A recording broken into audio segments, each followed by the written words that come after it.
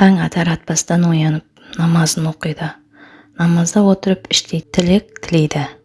Баласының болашағын, ұрпақтың амандығын сұрайды. Осындай сұңғыла оймен ол ауыл шетіндегі баласы Айдардың үйіне қарай ентіге басып кетіп барады.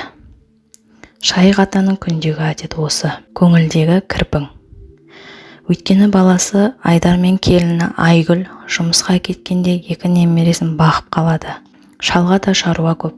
Немеренің күйбеңінен бөлек үйге от жағады, төңіректі қардан тазалайды. Уақыты келгенде тамақтандырып, күн райына қарай ойнатады.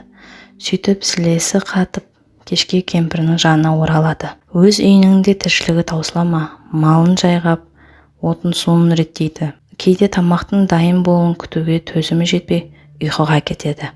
Шалының шаршау күйі кемпірінің жанына батады. Шалына жаны ашып, кемпірі баласы мен келініне немерелерін балабақшаға орналастырыңдар деп айтып, шаршаумен болады. Бірақ айлығымыз жетпейді, несиеміз бар деп әлі де шалға бақтыруда. Кейде шаршап келген шалы ертең бармаймын деп ренжіп келеді де, алтын асықта екі немересін ойласа, қалай барғанын білмей де қалады. Немересінің біреуі 4-те, біреуі 1,5-ба. Атам балаларымды бағып-қағып қарап отыр екен демейді. Кейде келіні жұмыстан келгенде үйі шашылып, ойыншықтары орынсыз жатса, балаларына айқайлап қол жұмсайтын шығарды. Мұны көрген қария немерелерін ұрғасын, бала болғасын үй шашылады, жиналады.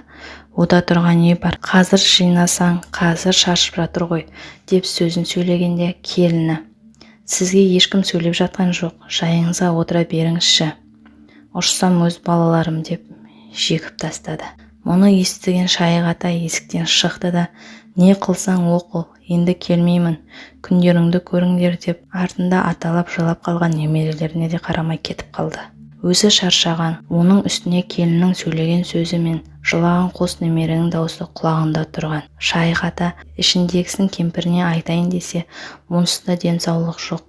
Күнде күнара жедел жәрдем шақыртып, демігіп отырған кемпірін аяп, бүк түсіп, мазам болмай жатыр деп жатып қалады. Түн мен дөңбекшіп ұйықтай алмай, мазасызданған шалын байқаған кемпірі не болғанын сұрайды. Шайық ата жаймен отырып кемпіріне бір жағынан мұңын шағып, бір жағынан ақыл сұрап, болған жағдайды айтып береді. Кемпірі келіннің шайлау мінезі мен тәрбиесіздеу сөздері барын жақсы біледі. Әкесіз өскен келіннің анасы үйінде отырып босанған екен. Бұдан кейін де тағы бір қызы бар.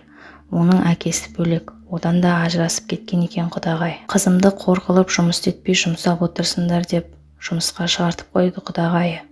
Бөлек шығыңдар, күндеріңді көресің.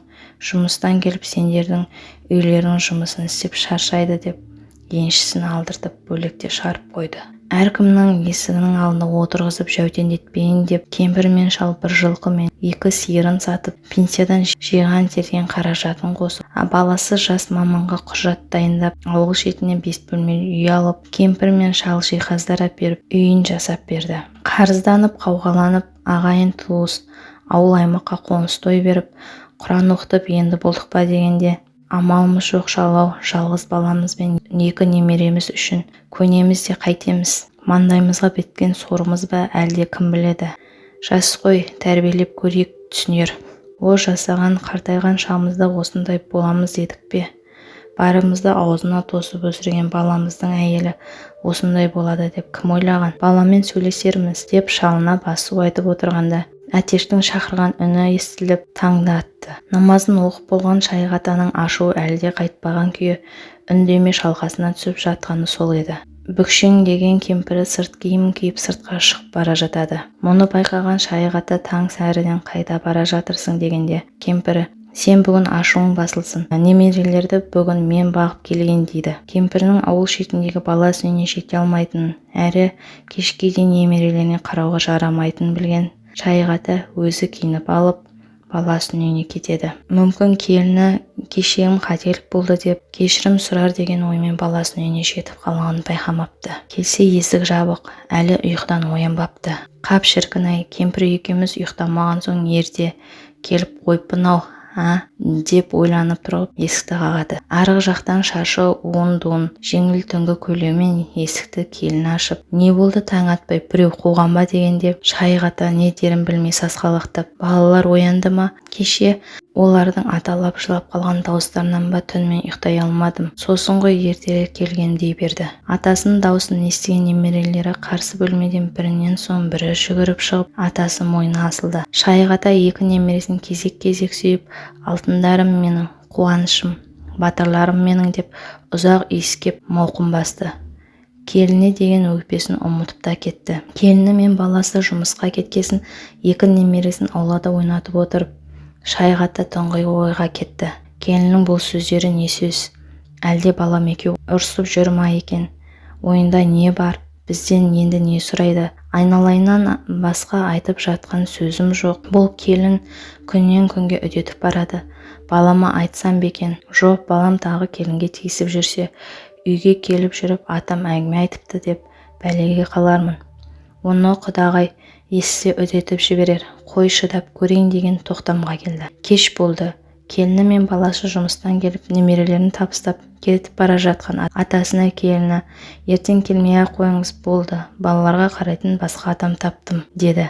Шайғата абдырап не айтарын білмей тұрып қалды. Мұны естіген немерелері, жоқ, бізге басқа адамның керегі жоқ, атамыз келсін деп жылады. Үнсіз тұрған Шайғата келініне, балам, ойыңда не бар? Бізден соншама не жамандық көрдің? Бұл не сөзің дегенде, келіні, балаларымды шешем бағады, шешемді қолыма алам деді.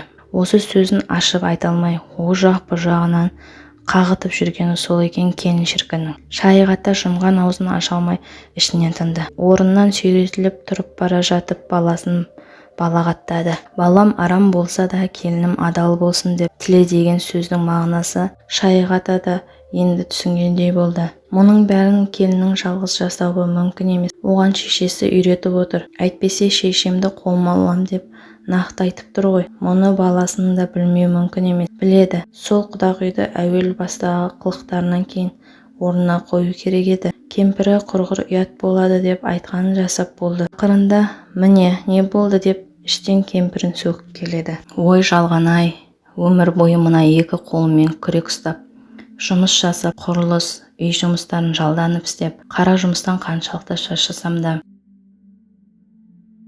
балам аман болсын деп барды аузына тосып, оқытып, болашағына үлкен үміт күтіп, осы балам асырайды дегенде, ата-анам еді ғой деп қайырылып қарамастан, әйелі мен енесінің азғырғанына еріп, басын көтеріп орнынан да тұруға, бөлмесінен шығуға жарамай жатқаны, ең сорақысы келіннің үйінен ит қосып қуғандай етіп шығарғаны, зығырданын қайнатып күйдіріп барады. Ата-анаңа не істесең алдыңа сол келеді деген сөз бар емес пе? Бәріне де уақыт төреші. Жас кезінде бейнет көріп, қартайған шағында сол зейнетінің рахатын көрем бе? Немерелерімді бауырыма қысып, бақытты күн кешем бе дегенде, сүтте үйіп отырған отбасының ортасына түсердей етіп ойран салған келіні мен ақылсыз шешесінің тірлігі еш түсіне алмаған Шайғата бір Аллаға тапсырдым, енді қайтем деген күйі бүк түсіп жатып қалды.